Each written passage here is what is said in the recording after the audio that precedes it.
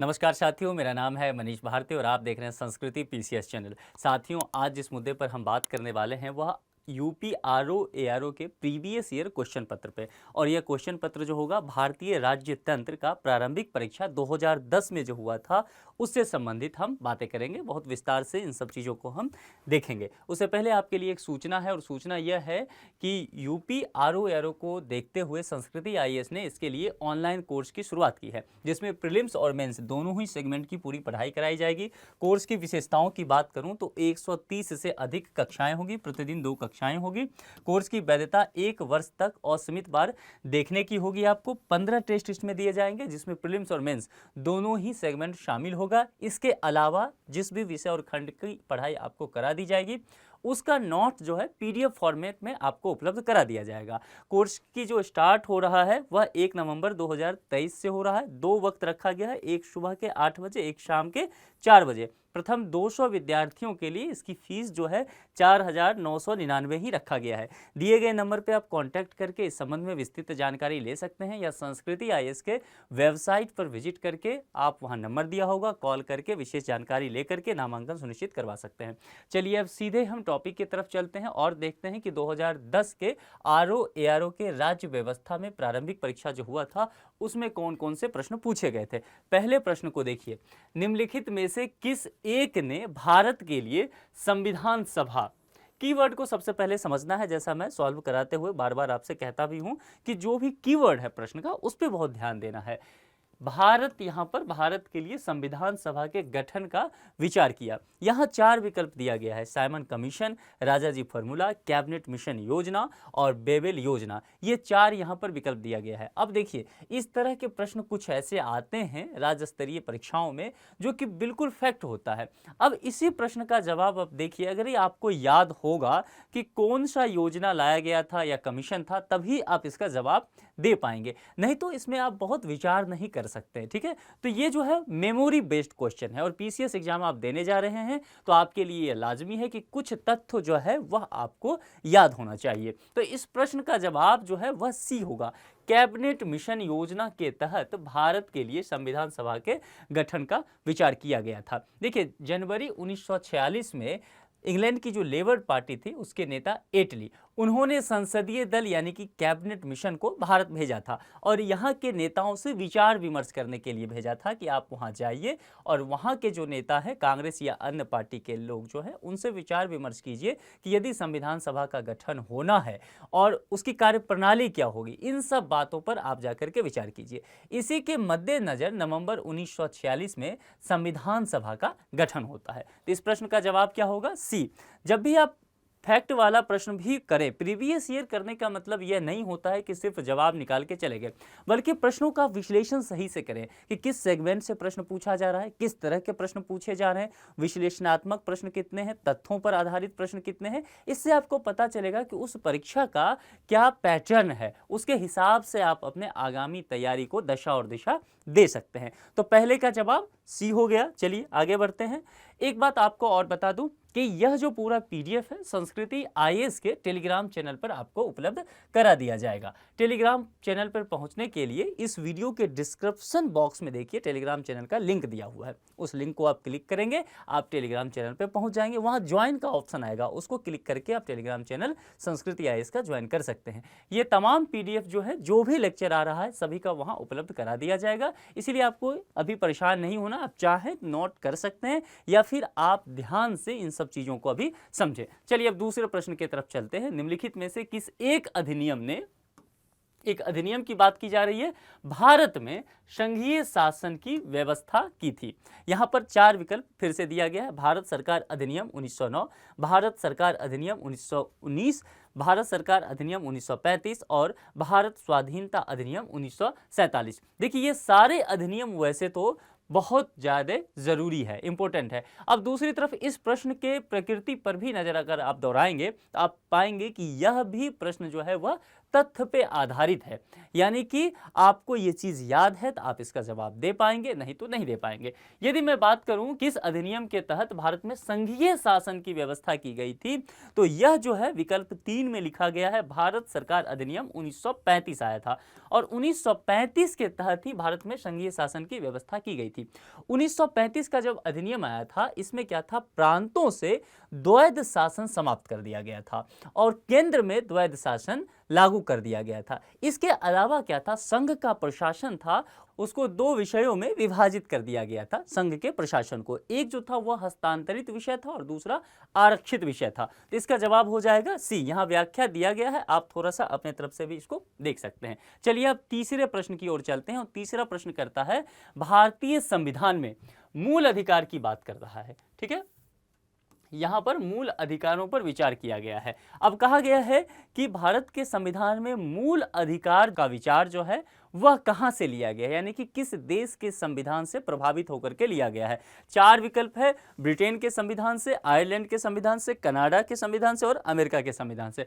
अब फिर से यह प्रश्न जो है पूरी तरह से तथ्य पे आधारित है। इसका जवाब होगा डी, अमेरिका के संविधान से मूल अधिकार की बात ली गई है। अमेरिका के संविधान से हमने और भी बहुत सारे चीजें ली है, जैसे कि सुप्रीम कोर्ट की व्यवस्था जो है, जैसे कि उपराष्ट्रपति का पद है, या फिर न्यायपालिका के स्वतंत्रता की बात है, या फिर न्यायिक पुनरावलोकन की बात है, या फिर जो जज होते हैं उनको पद से विमुक्त करने की जो बात होती है, महाभियोग जिसको आप कहते हैं। तो इन सभी चीजों को कहां से लिया गया, अमेरिका के संविधान से लिया गया। मूल अधिकार भी अमेरिका के संविधान में ही निहित था और भारत के जो संविधान निर्माता थे उन्होंने इस बात को महसूस किया कि नागरिकों के लिए यह जरूरी है। यहाँ यह ध्यान देना है कि जैसे जैसे मैं आपको, देखिए इससे पहले मैंने 2021 का पेपर डिस्कस किया था, फिर 17 का, फिर 16 में 2 पेपर हुआ था, फिर 14 में, फिर 13 में और अभी 10 का। तो आपने ध्यान दिया होगा कि जैसे हम पिछले सालों पे जाते जा रहे हैं, तथ्य वाले प्रश्न अधिक पूछे जा रहे हैं। जैसे 2010 में आपको देखेंगे 3 प्रश्न अभी तक आपके सम्मुख आया है, आपने देखा कि तीनों ही प्रश्न जो है वह तथ्य आधारित है। लेकिन पिछले कुछ वर्षों का आप देखेंगे, रिसेंट एग्जामिनेशन जो हुआ है उसमें आरओ एआरओ का प्रश्न पत्र जो है उसका स्तर काफी अच्छा हुआ है। तथ्य वाले प्रश्न तो हैं ही, साथ ही ऐसे प्रश्न हैं जिसकी समझ आपको होनी चाहिए। यदि समझ बेहतर नहीं होगी विषय वस्तु का तो आप उस प्रश्न का समाधान नहीं कर पाएंगे। ठीक है, जैसे 2021 का पेपर था, 2017 का था, 14 का था, तो इसमें प्रश्नों का स्तर बहुत बेहतर था। तो आप जब अब प्रिपरेशन करेंगे 2024 के एग्जाम के लिए तो आपको तथ्य ही सिर्फ नहीं पढ़ना है, तथ्य के अलावा विषय वस्तु की समझ भी होनी चाहिए, जिस भी विषय की आप पढ़ाई करें उसका। ठीक है, तो इसका जवाब जो है वह डी हो गया, अमेरिका के संविधान से मूल अधिकार लिया गया है। चौथा प्रश्न चलते हैं, मनरेगा कार्यक्रम को लेकर के बातें की गई है। मनरेगा कार्यक्रम निम्नलिखित में से भारतीय संविधान के किस अनुच्छेद को लागू करने हेतु लाया गया है। अगेन ये प्रश्न जो है वह तथ्य पे आधारित है। यदि आपको इसकी जानकारी नहीं होगी तो आप इस प्रश्न का जवाब नहीं दे पाएंगे। यहां पर इसका जवाब होगा अनुच्छेद 43। अनुच्छेद 43 कहां वर्णित किया गया है, संविधान के भाग 4 में। और संविधान का भाग 4 क्या कहता है, डीपीएसपी, राज्य के जो नीति निर्देशक तत्व कुछ हैं उसके तहत यह बात किया गया है। मनरेगा के संबंध में भी आप जानकारी लेकर के जाइएगा, क्योंकि कोविड के दौरान जो है जो एक योजना सबसे अधिक चर्चा में आया लॉकडाउन के दौरान वह मनरेगा था, और उसके बाद जो है वह पहली बार आरओ एआरओ का एग्जाम हो रहा है। और मनरेगा के लिए कहा जाता है कि यह ग्रामीण स्तर पर दिया जाने वाला रोजगार गारंटी योजना है और यह राष्ट्रीय स्तर पर है, ग्रामीण क्षेत्र के लिए ध्यान देना है। अगर विकल्प में शहरी क्षेत्र की बात की गई है तो आप उसका जवाब नहीं देंगे, वह गलत जवाब होगा। मनरेगा पूरी तरह से ग्रामीण क्षेत्र के लिए समर्पित एक योजना है और राष्ट्रीय स्तर की रोजगार गारंटी देने वाली योजना है। तो इसको क्या किया गया था, अनुच्छेद 43 के तहत इस बात को लागू किया गया, जो कि भाग 4 डीपीएसपी में वर्णित है। इसके तहत कुछ और बातें की गई, जैसे कि काम करने वाले लोग जो हैं उनको इतनी मजदूरी मिलनी चाहिए ताकि उनका जीवन स्तर बेहतर हो सके, यानी कि निर्वाह मजदूरी की जो बात कहते हैं आप, वह निर्वाह मजदूरी उनको मिल सके। उनके जीवन स्तर का एक गुणवत्तापूर्ण जीवन स्तर हो सके, साथ ही अवकाश वगैरह की व्यवस्था जो है यह सभी कहां पर वर्णित किया गया है, अनुच्छेद 43 में इसे रखा गया है। तो इसको आप अच्छे से तैयार कर लीजिए। मैं फिर से एक बार आपको बताना चाहूंगा कि मैं बार बार कहा हूं कि जब भी पॉलिटी पढ़ें तो फंडामेंटल राइट्स हो गया आपको, उसके बाद डीपीएसपी हो गया, उसके बाद फंडामेंटल ड्यूटी, ये 3 चैप्टर जो है इसको आप अच्छे से तैयार कर लें, क्योंकि इससे प्रश्न आना ही है। ठीक है, और यहां से प्रश्न जो आएगा तो आप इस तीनों को एक साथ एक सूत्र में पढ़ें। ठीक है, एक दूसरे की सापेक्षता का अध्ययन करते हुए पढ़ें, ताकि जो है, क्योंकि कई बार आपको लगेगा कि फंडामेंटल राइट जो है वो डीपीएसपी का हिस्सा है, कुछ डीपीएसपी आपको फंडामेंटल राइट जैसा लगने लगेगा, तो इसलिए बहुत ध्यान से इस चीज का आपको अध्ययन करना पड़ेगा। तो इसका जवाब क्या होगा, 4 का ए हो जाएगा। चलिए अब आगे बढ़ते हैं। निम्नलिखित में से कौन एक राज्य का नीति निर्देशक तत्व नहीं है? इस बात पर जोर देना है, नहीं है पूछा गया है। प्रश्न के पुछल्ले शब्दों को, टेल वर्ड जो होते हैं, बहुत ध्यान से उसे पढ़ना है, नहीं तो आप प्रश्न जानते हुए गलत करके आएंगे। कौन सा राज्य का नीति देखिए यहां भी डीपीएसपी से ही प्रश्न किया गया है, जो संविधान के भाग 4 में है, तो यहां पर नहीं पूछा गया है। देखिए, मद्य निषेध, गौ संरक्षण, पर्यावरण संरक्षण, और यहां पर दिया है 14 वर्ष की आयु तक के बच्चों को निःशुल्क शिक्षा। अगर आप यहां देखें तो एक समय निश्चित तौर पर ऐसा था हमारे संविधान में कि ये चारों बातें जो थी वह राज्य के का जो नीति निर्देशक तत्व था संविधान का भाग 4 उसमें सम्मिलित किया गया था। लेकिन समय के साथ मद्य निषेध जो हो गया, यानी कि आप शराब वगैरह ना पिए, इन सब चीज़ों को लेकर के गौ संरक्षण की बात की गई कि गायों की वध ना किया जाए, पर्यावरण संरक्षण की बात की गई, यह तो डीपीएसपी का हिस्सा रह गया। लेकिन यह जो है 14 वर्ष की आयु तक के बच्चों को निःशुल्क शिक्षा देने की बात, यह डीपीएसपी में पहले शामिल था लेकिन अब नहीं है। ध्यान रखना है कि समय के साथ डीपीएसपी का मतलब क्या है, इसके लिए आप राज्य को बाध्य नहीं कर सकते, राज्य इसके लिए बाध्यकारी नहीं है। फंडामेंटल राइट्स आपको प्रोवाइड करने के लिए राज्य बाध्यकारी है। यदि राज्य जो है आपके मौलिक अधिकार का हनन करता है तो आप सीधे सुप्रीम कोर्ट का दरवाजा खटखटा सकते हैं, रिट याचिका लेकर के सुप्रीम कोर्ट के समक्ष पहुंच सकते हैं कि हुजूर मेरा फंडामेंटल राइट है और राज्य हमें नहीं दे रहा है, उसका उल्लंघन कर रहा है, हनन कर रहा है। लेकिन डीपीएसपी के संदर्भ में आप राज्य की शिकायत लेकर के सुप्रीम कोर्ट के पास नहीं पहुंच सकते, क्योंकि यह जो है बाध्यकारी नहीं है। अब यहां पर चलिए, ये बात जब समझ गए तब इस प्रश्न का सही जवाब आप ढूंढ ले जाएंगे। यहां पर क्या कहा गया, 14 वर्ष की आयु तक के बच्चों का निःशुल्क शिक्षा। समय के साथ ऐसा संविधान में वर्णित किया गया है कि डीपीएसपी जो है राज्य तब लागू करेगी जब राज्य के पास जो है संसाधन हो जाएगा और राज्य को लगेगा कि यह नागरिकों को देना चाहिए, तो राज्य स्वेच्छा से यह काम जन कल्याण हेतु करेगी। इसीलिए ऐसा देखा गया कि हमारे संविधान निर्माता जिस चीज को देकर के गए थे उसको लागू करते एक समय आया जब देखा गया कि बच्चों की शिक्षा जो है वह मौलिक अधिकार होना चाहिए, क्योंकि समाज यदि शिक्षित नहीं होगा तो राष्ट्र बेहतर दिशा और दशा में नहीं पहुंच पाएगा। इसीलिए 6 से, यहां जो 14 वर्ष की बात की गई है, तो 6 से 14 वर्ष तक के बच्चों की निःशुल्क शिक्षा की बात की गई। लेकिन इसको क्या था, डीपीएसपी से हटा करके में संविधान संशोधन अधिनियम 2002 आया था। कौन सा, यहां लिख देता हूं, कॉन्स्टिट्यूशनल अमेंडमेंट एक्ट 2002। तो क्या किया गया कि इस अधिनियम को लाया गया, संविधान संशोधन किया गया, और संविधान संशोधन के माध्यम से जो चीज यहां नीति निर्देशक तत्व में था इसको शिफ्ट कर दिया गया यहां से, और शिफ्ट कर करके इसे कहां पहुंचा दिया गया, फंडामेंटल राइट में पहुंचा दिया गया। और फंडामेंटल राइट कौन सा डाल दिया गया, 21A के तहत यह कहा गया कि आपका यह मौलिक अधिकार होगा कि 6 से 14 वर्ष तक की आयु के बच्चों को निःशुल्क शिक्षा राज्य प्रोवाइड करेगी। यदि राज्य ऐसा करने में विफल अब होती है तो आप अदालत के समक्ष राज्य को खड़ा कर सकते हैं। ये बातें समझ में आ गई। अब यहां पर है तो जवाब कौन सा हो जाएगा, डी हो जाएगा, क्योंकि पूछा गया राज्य का नीति निर्देशक तत्व नहीं है। आज की तारीख तक में ये बातें कही गई, तो नहीं है तो जवाब जो है यह हो जाएगा, क्योंकि यह अब क्या है, फंडामेंटल राइट्स है, आपका मौलिक अधिकार है। मामला समझ में आ गया।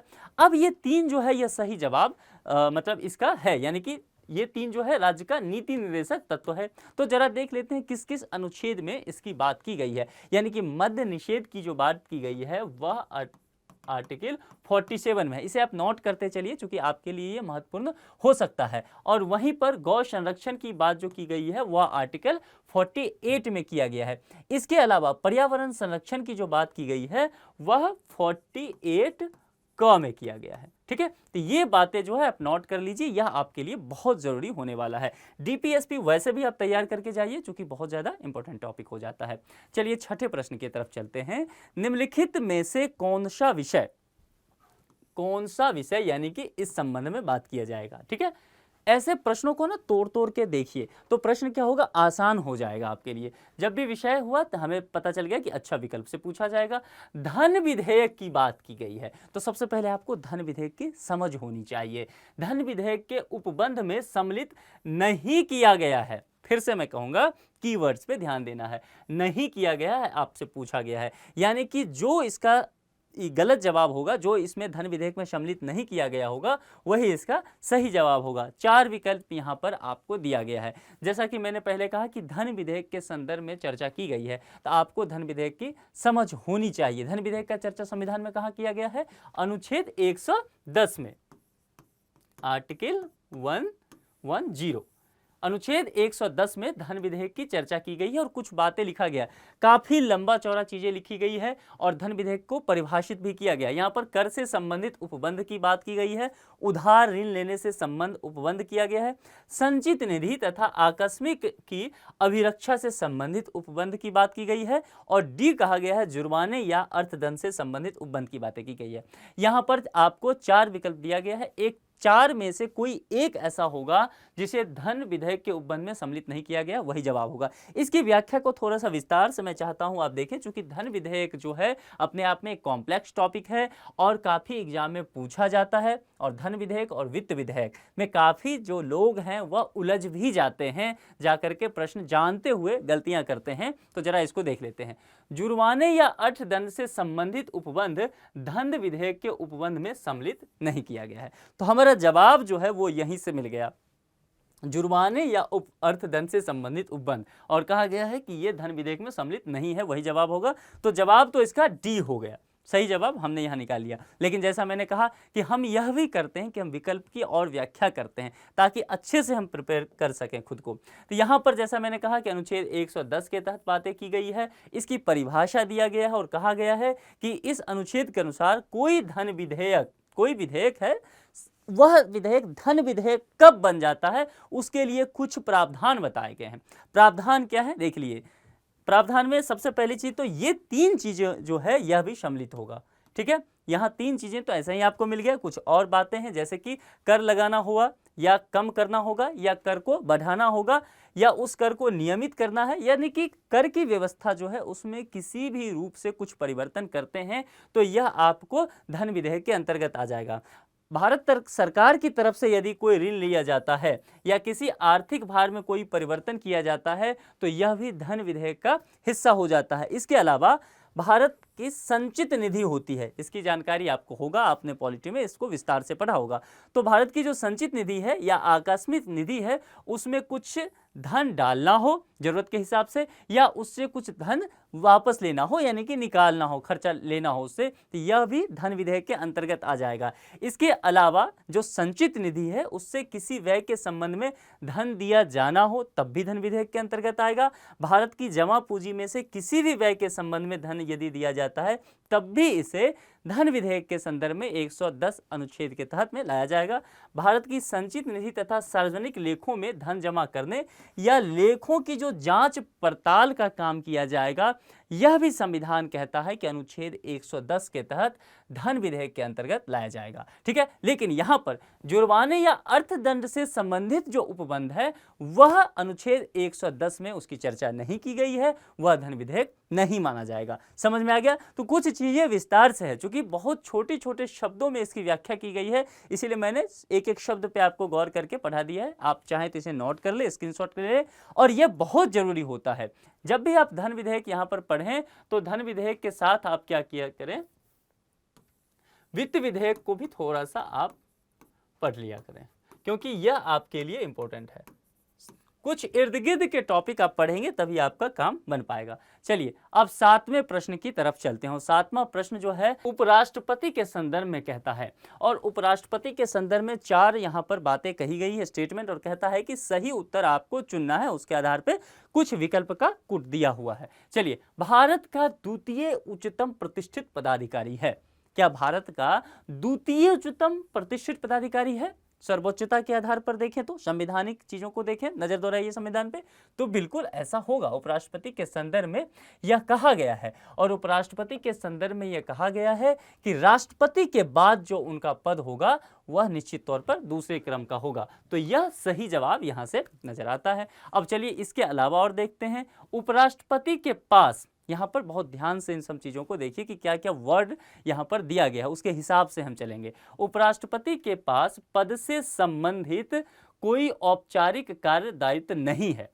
औपचारिक कार्य दायित्व की बात की गई है। हम यहाँ चलेंगे चीज़ों को सही से, एक बार जब मैं व्याख्या करूंगा कि कैसे ये सभापति होते हैं राज्यसभा की, तब इसकी हम चर्चा करेंगे। यह स्टेटमेंट जो है यह भी सही है, कोई दायित्व इनके पास जो है औपचारिक तौर पर नहीं होता है। ठीक है, राष्ट्रपति की अनुपस्थिति में उसके कार्यों का निर्वहन करता है, बिल्कुल कहता है, संविधान इसकी चर्चा करता है।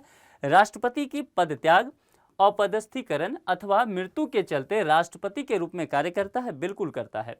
ठीक है, यानी कि ये 4 स्टेटमेंट है, और कह रहा है उपराष्ट्रपति के संदर्भ में कि सही उत्तर चुनिए। तो ये चारों स्टेटमेंट में सभी स्टेटमेंट सही है, इसीलिए इसका विकल्प देखिए तो डी में दिया गया है, सभी चारों। तो इसका सही जवाब क्या हो जाएगा? डी हो जाएगा।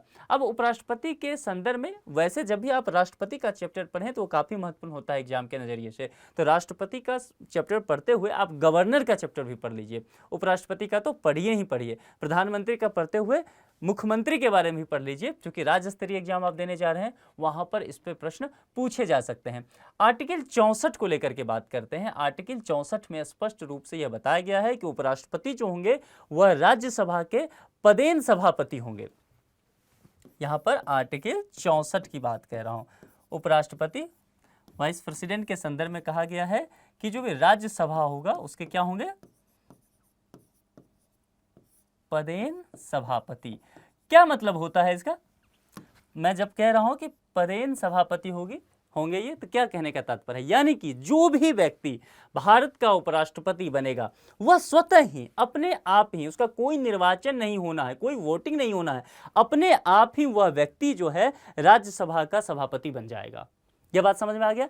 लेकिन इसके अलावा यहां ध्यान रखना है कि यह कोई लाभ का पद नहीं लेगा। अगर प्रश्न में यह रहे तो इस बात की चर्चा करना है, लाभ का पद नहीं लिया जा सकता है। इस पर मैंने कई बार चर्चा भी किया है कि लाभ का पद क्या होता है, कभी विस्तार से फिर बताऊंगा।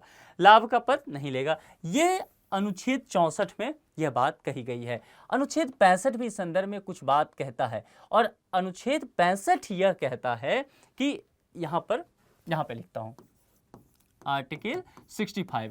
आर्टिकल 65 कहता है कि जो उपराष्ट्रपति होगा जब वह राष्ट्रपति के रूप में कार्य करेगा, राष्ट्रपति के रूप में कैसे कार्य कर सकता है? देखिए, राष्ट्रपति की अनुपस्थिति में उसके कार्यों का निर्वहन करता है।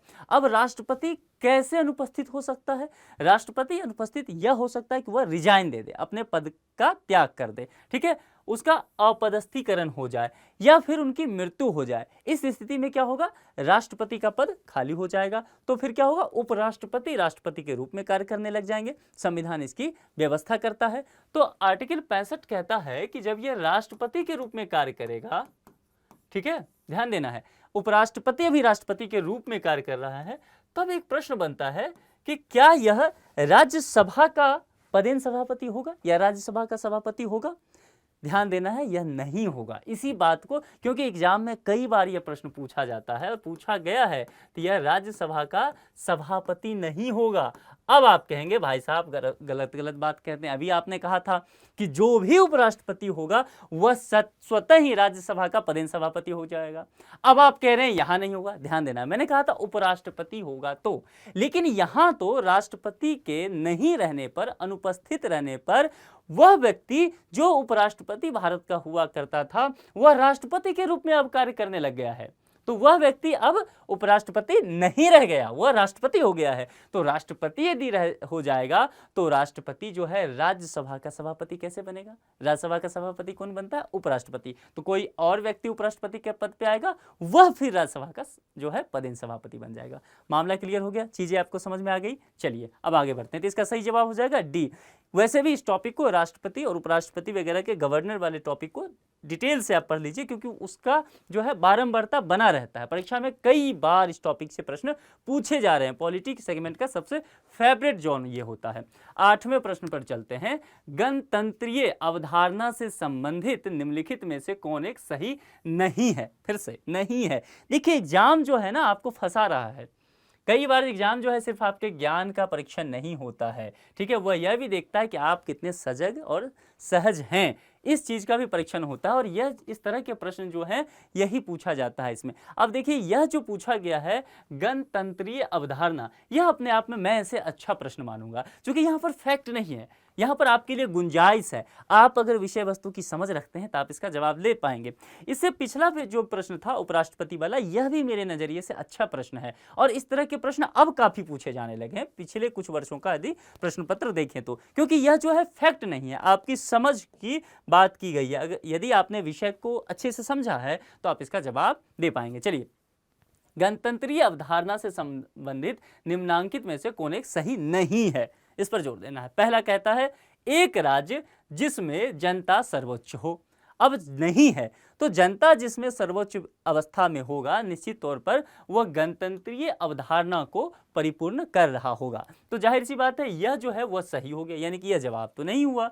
उसके बाद सर्वोच्च शक्ति निर्वाचित प्रधान में निहित हो। तो जाहिर सी बात है यहाँ पर दो चीज देखिए, एक तरफ आपको ये उलझा रहा है सर्वोच्च शक्ति कह करके, ठीक है। अब आपको लगेगा कि अरे ऐसे कैसे, गणतंत्र में सर्वोच्च शक्ति कैसे आ जाएगा एक व्यक्ति में, लेकिन अगला शब्द पे ध्यान देना है और इसने कहा निर्वाचित प्रधान, यानी कि आप ही उस व्यक्ति का चयन किए हैं, वह जनप्रतिनिधि है, जनता के द्वारा चयनित है, ठीक है, तभी वह जनता पर शासन करता है, यानी कि जनता ने उसको शक्ति दी है, सामूहिक रूप से अपनी शक्ति उस व्यक्ति में, उस पद में सौंप दिया है। तो सर्वोच्च शक्ति जो है निर्वाचित प्रधान में निहित होता है गणतंत्रीय अवधारणा के अंतर्गत, बिल्कुल सही जवाब है, ये होगा। अब आप चलिए सी के तरफ कि सी क्या कहता है। सर्वोच्च शक्ति एक राजा के समान एक ही व्यक्ति में निहित हो, यहां जाकर के समझने की बात है। चलिए यहां पर देखिए गणतंत्र क्या कहता है। गणतंत्र शब्द ही है, जनता सर्वोपरि उसमें होगा, कहा भी गया है ना, जनता जो है सर्वोच्च है। तो सर्वोच्च शक्ति जो होगा एक राजा के समान एक ही व्यक्ति में कैसे आ सकता है? जैसे ही एक राजा में वो शक्ति आ जाएगा तो जाहिर सी बात है शक्ति के पृथक्करण का जो सिद्धांत है उसकी अवहेलना हो जाएगी, यानी राजा जो कहेगा वही कानून बन जाएगा, राजा जिसको चाहेगा उसको सजा दे देगा, राजा जिस तरीके से चाहेगा उस तरीके से कार्य व्यवस्था को चलाएगा। तो जाहिर सी बात है यह शक्ति के पृथक्करण के सिद्धांत की अवहेलना करता है। तो यह गणतंत्र हो जाएगा या राजतंत्र हो जाएगा? यह राजतंत्र हो जाएगा। राजतंत्र का क्या मतलब होता है? एक शब्द होता है राजतंत्र, दूसरा गणतंत्र या राज्यतंत्र, राज्य व्यवस्था या राज्यतंत्र। इस विषय को आप पढ़ते हुए आप राज्यतंत्र का अध्ययन करते हैं, पॉलिटी का अध्ययन करते हैं, आप राजतंत्र का नहीं अध्ययन करते हैं। विषय को भी समझ लीजिए। कहने का तात्पर्य है, राजतंत्र का तात्पर्य हुआ कि कोई एक व्यक्ति है और सत्ता जो है उसकी सर्वोच्च शक्तियां, जितनी भी शक्ति हो सकती है, चाहे कि वह कार्यपालिका का हो गया, विधायिका का हो गया, न्यायपालिका का शक्ति हो गया, एक ही व्यक्ति में निहित हो जाएगा। मान लीजिए कोई एक राजा है, ठीक है, पहले जैसे चलता था, सम्राट हुआ करते थे उसमें, तो यह राजतंत्र हो जाएगा। गणतंत्र में ऐसा नहीं होगा। गणतंत्र में जो है जनता सर्वोपरि होगी। दूसरी पहचान गणतंत्र की सबसे अच्छी क्या है कि शक्ति के पृथक्करण सिद्धांत का पालन किया जाएगा। विधायिका का काम कुछ और है, वह विधि व्यवस्था को बनाएगी, और कार्यपालिका विधायिका जो कानून बनाएगी उसको लागू करवाने का काम करेगी, और फिर न्यायपालिका होगा, न्यायपालिका इन दोनों के कामों को देखेगी कि विधायिका जो विधि बना रही है वो उसमें मनमाने रूप से तो नहीं काम कर रही है। यदि ऐसा करती है तो न्यायपालिका यहां पर इस कानून को रिव्यू करेगी, रद्द कर सकती है। यह भी देखेगी कि कार्यपालिका जिस काम को कर रही है, न्यायपालिका देखेगी कि सही तरीके से काम हो रहा है कि नहीं, नहीं तो इसको भी कटघरे में खड़ा कर देगी। तो यह जो है वह गणतंत्रीय अवधारणा को दिखाता है और इसीलिए यह राज्यतंत्र हो जाएगा, यानी कि यह विकल्प जो है वह बिल्कुल गलत हो जाएगा। समझ में आ गया? तो यहां क्या पूछा गया, निम्नलिखित में से सही नहीं है, तो नहीं सही कौन है, सी। तो सही जवाब अभी तक तो यही मिला है, लेकिन ध्यान रखना है एक विकल्प पे अभी हमने चर्चा नहीं किया है। एक ऐसी सरकार जो जनता द्वारा निर्वाचित प्रतिनिधियों की हो, ये तो हमने पहले ही बात किया है, निर्वाचित प्रधान। तो यह क्या हो गया, सही हो गया, यानी कि सही नहीं सी है। तो इस प्रश्न का सही जवाब सी हो जाएगा। चलिए आगे बढ़ते हैं। संसद के अधिकारियों में सम्मिलित है, यहां पर संसद के अधिकारियों में सम्मिलित है। अच्छा, जब संसद शब्द आप सुनते हैं तो आपके मन मस्तिष्क में क्या क्या शब्द आता है, संसद के कौन कौन अंग होते हैं, सबसे पहले यह समझ लीजिए। संसद के अंग में आता है लोकसभा। अच्छा, लोकसभा तो आप जानते ही हैं, है ना।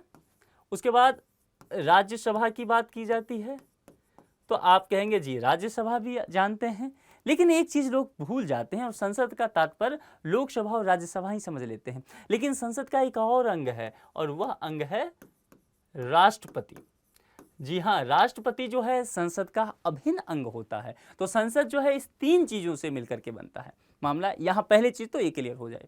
उसके बाद अधिकारियों में सम्मिलित है, तो संसद के अधिकारियों में क्या क्या सम्मिलित हो सकता है। लोकसभा है तो लोकसभा का कोई अध्यक्ष तो होगा ना, इसके काम काज को सुचारू रूप से चलाने के लिए एक अध्यक्ष होगा, जैसे कि अभी ओम बिरला है तो यह इसका अंग हो जाएगा। उसके बाद उपाध्यक्ष होगा लोकसभा का, निश्चित तौर पर उपाध्यक्ष होगा, तो यह भी, चूंकि अध्यक्ष उपस्थित नहीं रहेंगे तो उपाध्यक्ष के द्वारा कार्रवाई चलेगी, तो यह भी हो जाएगा। उसके बाद महासचिव होगा लोकसभा का, जितना भी कार्य प्रणाली होता है, लेखा जोखा का काम होता है, तो सचिव, महासचिव, विभिन्न अधिकारी होते हैं सचिवालय में, वह सब इस काम को देखते हैं, तो जाहिर सी बात है महासचिव भी हो जाएगा। उसके बाद अध्यक्ष राज्यसभा पूछा गया है, तो राज्यसभा भी तो यहां पर संसद का हिस्सा है। लोकसभा नहीं पूछा गया था प्रश्न में संसद शब्द पूछा गया था और विकल्प में 3 दे दिया लोकसभा और 1 दे दिया राज्यसभा। आप कहेंगे अरे यहां भी कुछ लोकसभा का ही होना चाहिए था, राज्यसभा दिया, जरूर ये गलत है। नहीं, यहां प्रश्न को देखिए, संसद पूछा गया था और राज्यसभा जानबूझ करके चौथा विकल्प दिया गया है ताकि आप आंख मूंद के गलत कर लें। तो यहां देखना है अध्यक्ष राज्यसभा का निश्चित तौर पर सही होगा। और अध्यक्ष राज्यसभा के कौन होते हैं, मैं बताया था आपको कि यहां पर उपराष्ट्रपति होंगे, पदेन अध्यक्ष होते हैं। पदेन अध्यक्ष जो अनुच्छेद है, जैसे कि आर्टिकल 64, तो आर्टिकल 64 के तहत यह बताया गया है कि जो उपराष्ट्रपति होंगे वह पदेन सभापति होंगे, कहां के, राज्यसभा के। तो यहीं पर बातें आ गई ना, यह उपराष्ट्रपति के संदर्भ में बातें की गई है। देखिए कितना घुमा के पूछा। अच्छा बताइए, संसद के अधिकारियों में सम्मिलित राज्यसभा के अध्यक्ष तो हो जाते हैं, और लेकिन संसद में क्या उपराष्ट्रपति का पद शामिल है? नहीं, राष्ट्रपति, लोकसभा, राज्यसभा, यही 3 है, तो इसको ध्यान में रखना है। यानी कि अब चलिए सही कूट को चयनित करते हैं, ढूंढते हैं हम लोग। 4 यहां पर दिया गया विकल्प, हमने पाया है कि ये चारों जो हैं संसद के अधिकारियों के रूप में सम्मिलित हैं, यानी कि सभी इसमें सही हो जाएगा। डी विकल्प अगर आप देखेंगे तो यहाँ कूट में है सभी चारों, इसीलिए नम्मा का सही जवाब क्या हो जाएगा, 9th नंबर के क्वेश्चन का डी हो जाएगा। चलिए अब आगे हम बढ़ते हैं, 10वें प्रश्न की तरफ चलते हैं। भारत में संसद द्वारा बंधुआ मजदूरी को प्रतिबंधित करने वाला अधिनियम पारित किया गया था वर्ष। अब इस प्रश्न को मैं बहुत अच्छा प्रश्न नहीं मानता हूं, हालांकि राज्य स्तरीय एग्जाम में ऐसे प्रश्न आपसे पूछे जाएंगे, क्योंकि यह फैक्ट है, आपका मस्तिष्क भी चेक करता है याददाश्त कितनी अच्छी है। वर्ष पूछा गया है, किस वर्ष आपको पूछा गया है, यहाँ कोई विकल्प नहीं है, सीधा सीधा याद कर लीजिए। यहाँ और कोई क्या विकल्प लगा सकते हैं। हाँ, यह चीज़ें हो सकता है कि इसका वैसे सही जवाब 1976 है, लेकिन यह चीज़ें हो सकता है कि जब उस चीज़ का हम अध्ययन करें तो उसके इर्द गिर्द के कुछ और बातों को हम जान लें, ताकि उससे संबंधित बाकी प्रश्न जब पूछे जाएं उसी विषय वस्तु से संबंधित हम उसका जवाब दे आए। देखिए यहाँ पर क्या कहा गया है, बंधुआ मजदूरी। ठीक है, बंधुआ मजदूरी का मतलब समझते हैं ना, कि आप जबरदस्ती किसी से काम कराते हैं और एक तरह से आपका एक क्या किया, खानदानी मजदूरी उससे करवा लिया। कि आपको हमारे यहाँ ही काम करना है, उसको एक गुणवत्तापूर्ण जीवन जो दिया जा सकता है वह आप उसे उपलब्ध नहीं कराते हैं। कर्ज के जाल में वो व्यक्ति फंस जाता है और कहते हैं कि जब तक तुम्हारा कर्ज खत्म नहीं होगा तब तक तुम्हें हमारे यहाँ मजदूरी करना पड़ेगा, और तुम नहीं खत्म कर पाए, मजदूरी करके कर्ज नहीं चुका पाए, तो तुम्हारे बाल बच्चों को हमारे यहाँ काम करना पड़ेगा। यह मतलब होता था, बंधुआ मजदूरी का मतलब यही हुआ करता था। यह संसद द्वारा कहा गया, तो निश्चित तौर पर बताया गया कि संसद जो है विधि बनाने की सर्वोच्च संस्था है। यह प्रश्न में ही निहित है, आपकी समझ बढ़ जाएगी इससे। 1976 मैंने बधाई दिया कि ये अधिनियम बातें की गई थी। जरा इसकी बैक स्टोरी को समझ लेते हैं, कहानी समझते हैं। 1976 में ये चीज़ें तो आ गया, लेकिन लंबे समय से भारतीय समाज के लिए बंधुआ मजदूरी अभिशाप बना हुआ था। यह पहली बार चर्चा में कब आया? 1975 में। 1975 में क्या हुआ कि यह मुद्दा जो है राजनीतिक मुद्दा बना। दुनिया भर के जो नेता हैं वो तो पहले से इस पर बहुत सारी बातें कर रहे थे।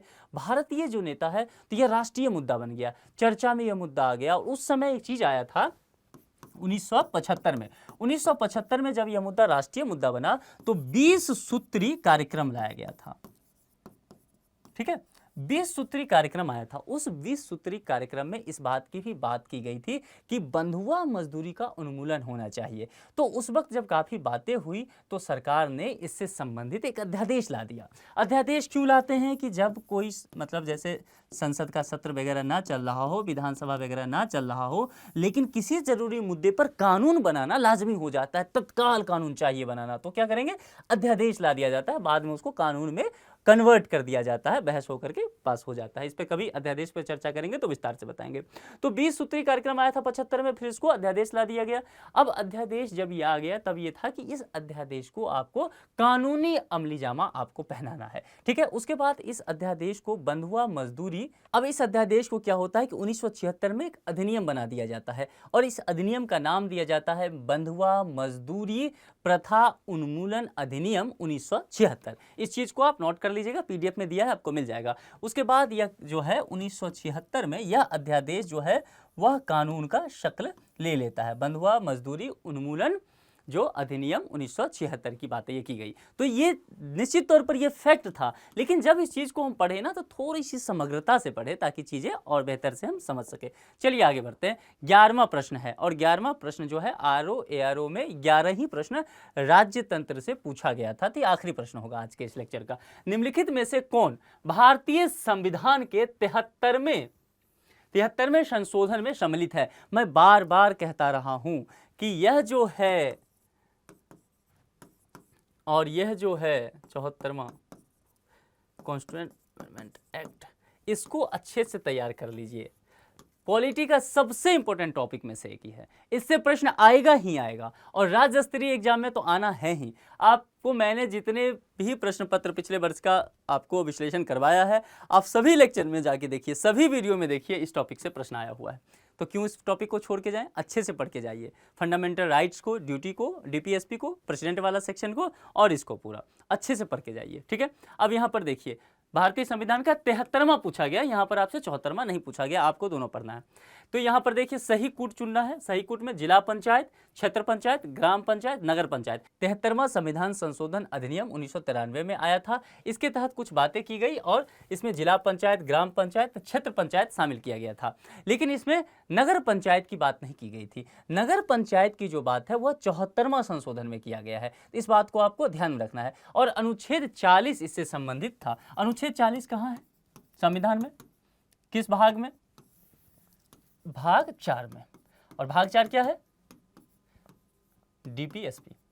अभी मैं क्या कह रहा था कि डीपीएसपी इंपॉर्टेंट है, फंडामेंटल राइट्स इंपॉर्टेंट है, देखिए आ गया, और ये उसी का हिस्सा था। तो यहाँ पर इस चीज को समझना है। 1993 में जो संशोधन हुआ था उसके तहत राज्यों को यह कहा गया था कि आप ग्राम पंचायत का गठन कर सकते हैं। आपको यह अधिकार दिया जाता है, ग्राम पंचायत का गठन कीजिए और कुछ अधिकार दीजिए ग्राम पंचायत को। ठीक है, और ग्राम पंचायत को अधिकार दीजिए कि वह जो है अपने ऊपर शासन कर सके। ठीक है, और इसके लिए यहाँ पर जिला पंचायत, क्षेत्र पंचायत, ग्राम पंचायत ये सब शामिल किया गया। नगर पंचायत जो है वह 74वां संविधान संशोधन से हुआ था। तो यहाँ पर देखिए चौथा गलत है, यानी कि 3 यहाँ पर सही है। 1 2 3 कहाँ मिल जाएगा आपको? बी में। देखिए यहाँ पर बी में 11वां का बी जो है वह सही जवाब हो गया। ठीक है, तो यहाँ हमने इस टॉपिक में, आज के इस लेक्चर में हमने 2010 आरओ एआरओ में जो प्रश्न पत्र पूछा गया था प्रारंभिक परीक्षा का, उससे संबंधित जितने भी टॉपिक थे, जितने भी प्रश्न थे, सभी का विस्तार से व्याख्या कर लिया है। ठीक है, मैं उम्मीद करता हूं कि जितने भी टॉपिक पर मैंने चर्चा किया है वह आपके पठन पाठन को समृद्ध करेगा और आप अच्छे से तैयारी करके इन चीज़ों का परीक्षा भवन में जाएंगे ताकि इसका लाभ आपको मिल सके। इस लेक्चर में इतना ही रखते हैं, किसी दूसरे लेक्चर में किसी दूसरे मुद्दे पर बात करेंगे। अपना ख्याल रखिए। Thank you.